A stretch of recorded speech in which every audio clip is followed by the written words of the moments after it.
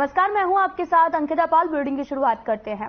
खबर शिमला से है, जहां पर 2023 में उत्कृष्ट कार्य करने वाले 42 स्काउट और साथ ही गाइड को लेकर आपको बड़ी जो खबर है वो शिमला से है, जहां पर 2023 में उत्कृष्ट कार्य करने वाले 42 स्काउट एंड गाइड को राज्यपाल ने पुरस्कार देकर सम्मानित किया। इस मौके पर राज्यपाल ने युवाओं से नशे के खिलाफ काम करने की भी अपील की और कहा कि समाज और विद्यार्थियों की भागीदारी से ही नशे के उन्मूलन में मदद मिल सकती है। वहीं राज्यपाल शिव प्रताप शुक्ल ने कहा कि भारतीय स्काउट एंड गाइड समाज सेवा में सराहनीय काम कर रहा है और साथ ही उन्होंने ये भी कहा कि भारत के प्रधानमंत्री नरेंद्र मोदी ने उन्हें हिमाचल में नशे के खिलाफ काम करने के लिए प्रेरित किया है। प्रधानमंत्री मोदी को देवभूमि में काम करने का अनुभव है और आगे उन्होंने कहा कि राज्य सरकार के साथ में मिलकर उन्होंने खुद भी पंचायत स्तर पर जाकर नशे के खिलाफ अभियान शुरू किया। साथ ही राज्यपाल ने स्काउट और गाइड के क्षेत्रों में भी नशे के खिलाफ काम करने का आह्वान भी किया है।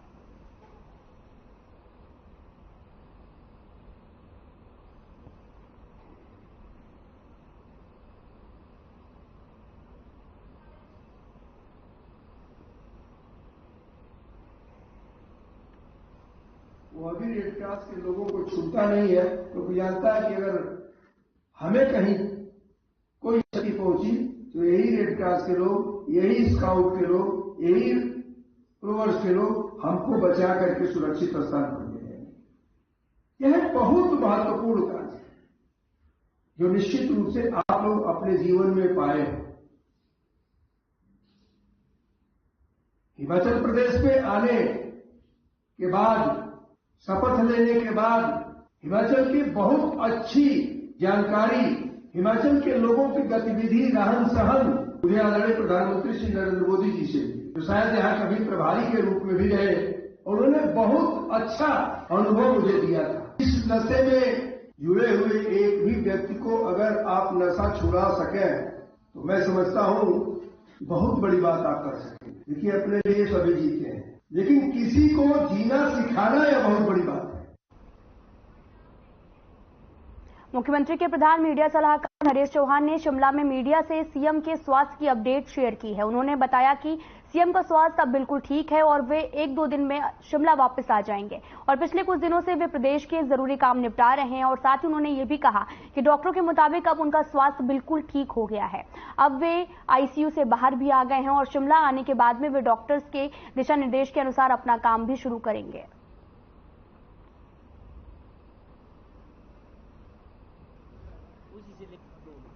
मुख्यमंत्री जी के स्वास्थ्य के लेके जो अपडेट है वो पिछले कुछ दिनों से एम्स दिल्ली में जो उनका उपचार चल रहा था, उसमें आज की डेट में जो आप लोगों के माध्यम से मैं प्रदेशवासियों को भी, जो उनके वेलविशर थे, उनकी सेहत को लेके जो चिंतित थे लोग प्रदेश में, उन सभी को ये जानकारी देना चाहता हूं कि मुख्यमंत्री जी अब स्वस्थ हैं।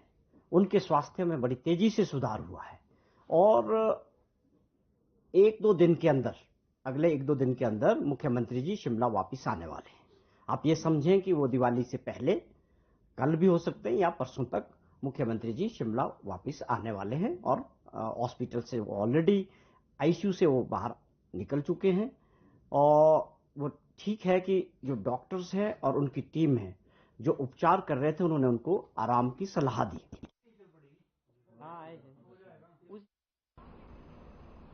मंडी में अखिल भारतीय विद्यार्थी परिषद के कार्यकर्ता छात्रों की मांगों को लेकर प्रदर्शन करते हुए रहते हैं और आपको बता दें किसी कड़ी में परिषद कॉलेज के प्राचार्य के खिलाफ प्रदर्शन किया गया। चिराग ठाकुर ने भी जानकारी देते हुए बताया कि सरदार पटेल विश्वविद्यालय मंडी के अंतर्गत आने वाले महाविद्यालयों में पढ़ने वाले पहले साल के विद्यार्थियों का परीक्षा का परिणाम 15 से 20 दिन पहले आया, जिसमें हमने देखा कि परिणाम काफी खराब रहा।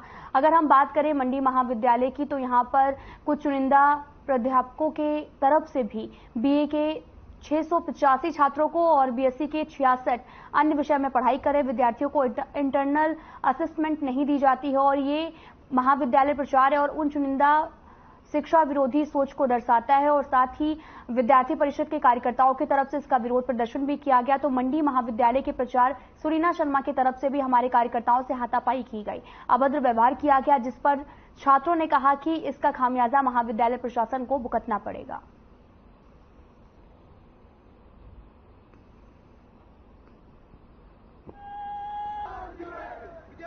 मंडी महाविद्यालय के विद्यार्थी परिषद के कार्यकर्ता रिजल्ट में आ रहे नियमितताओं को लेकर मंडी महाविद्यालय की प्राचार्य के पास जाते हैं, परंतु हम देखते हैं जब विद्यार्थी परिषद के कार्यकर्ता प्राचार्य के पास ये डिमांड रखते हैं कि जो मंडी महाविद्यालय के प्रोफेसर्स हैं उनके द्वारा जो है असेसमेंट अभी तक नहीं दी गई है, तो मंडी महाविद्यालय के प्राचार्य के द्वारा कार्यकर्ताओं के साथ दुर्व्यवहार किया जाता है, कार्यकर्ताओं के साथ बदतमीजी की जाती है और मंडी महाविद्यालय के प्राचार्य के साथ ही साथ जो है कार्यकर्ताओं के साथ जो है हाथापाई भी की जाती है। तो हम मंडी महाविद्यालय के प्राचार्य से कोई चेतावनी देना चाहते हैं कि अगर मंडी महाविद्यालय के प्राचार्य के द्वारा जल्द से जल्द अबाधित मंडी के कार्यकर्ताओं से माफी नहीं मांगी गई तो आज विद्यार्थी परिषद यहाँ पे मंडी महाविद्यालय में यहाँ धरना प्रदर्शन कर रही है। कल को विद्यार्थी परिषद इससे उग्र आंदोलन करने से भी पीछे नहीं रहेगी।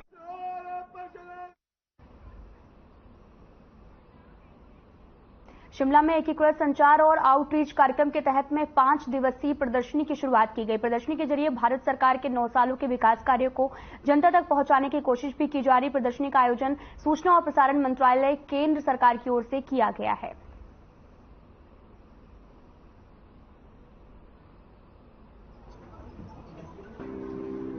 सूचना प्रसारण मंत्रालय के द्वारा सेवा, सुशासन और गरीब कल्याण के जो 9 वर्ष का कार्यकाल माननीय मोदी जी के नेतृत्व में हुआ है, उसको लेकर जो हमारी केंद्र सरकार की उपलब्धियां हैं, जिस प्रकार से हमारा देश आगे बढ़ा है और निरंतर हर क्षेत्र में, चाहे साइंस टेक्नोलॉजी की हम बात करें, स्पेस साइंस की बात करें, डिफेंस सेक्टर की बात करें या जो गरीब कल्याण की योजनाएं हैं, इंफ्रास्ट्रक्चर डेवलपमेंट की बात हम करें,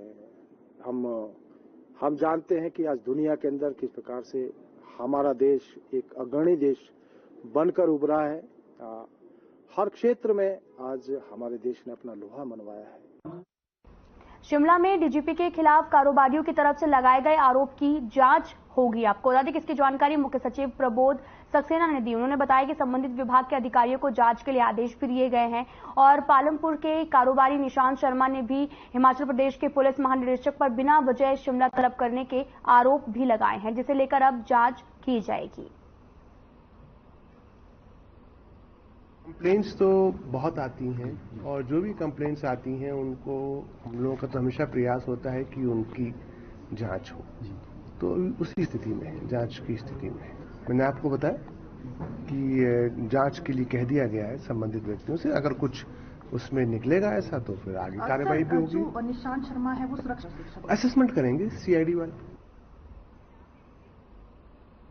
सोलन में महिलाओं को जल संरक्षण के महत्व के बारे में विस्तृत जानकारी देने के उद्देश्य से मुख्य गिरी पेयजल योजना का दौरा करवाया गया। आपको बता दें कि जहां पर महिलाओं को वाटर टेस्टिंग और वाटर मैनेजमेंट के बारे में विशेषज्ञों ने विस्तृत जानकारी दी और इस 1 दिवसीय जागरूकता दौरे का मुख्य उद्देश्य महिलाओं को जल संरक्षण के बारे में जागरूक करना था।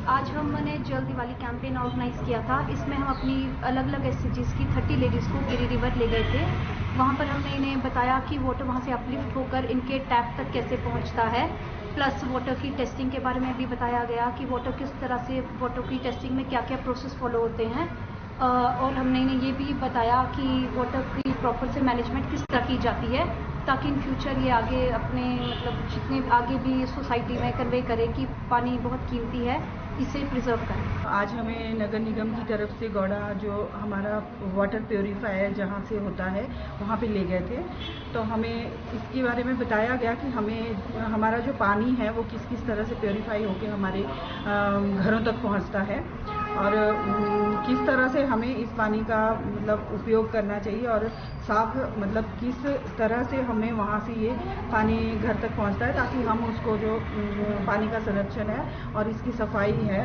उसके बारे में जान सके और सोसाइटी में भी इस बात को अपने द्वारा और अपने नियर डियर लोगों के द्वारा इसको पूरी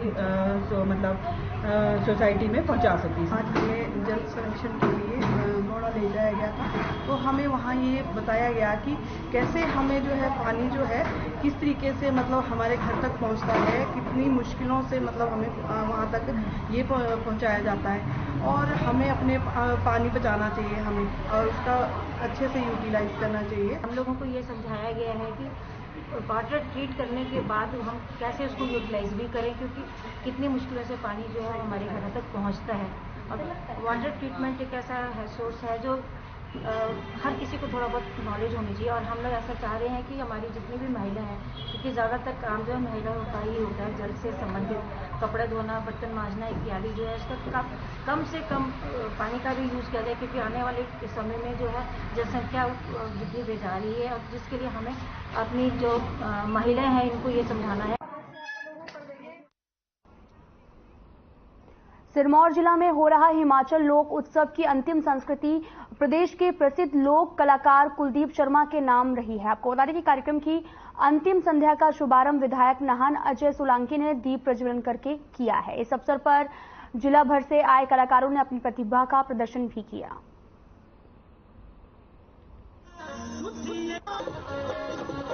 डायनेमिक युवा मंडल जो इस कार्यक्रम का आयोजन कर रही है, मैं इनको बधाई देना चाहता हूं कि आपने एक बहुत अच्छी जो एक शुरुआत करी। वैसे तो काफी समय से आप लोग इन गतिविधियों से जुड़े हैं, और विशेषता ये है कि आप लोगों ने हमारे जिला सिरमौर की प्रतिभाओं को जो है यहाँ पर स्टेज दिया, उनको प्रतिभाओं को उभरने का मौका दिया। इसके लिए मैं आपको बधाई देना चाहूंगा। समय समय पर सांस्कृतिक कार्यक्रम अवश्य होने चाहिए, संस्कृति का आदान प्रदान भी होता है और हमारी पहचान भी बरकरार होती है, और हमारे जो नई पीढ़ी है उनको भी संस्कृति का ज्ञान होता है। फिलहाल इस बुलेटिन में इतना ही। नमस्कार।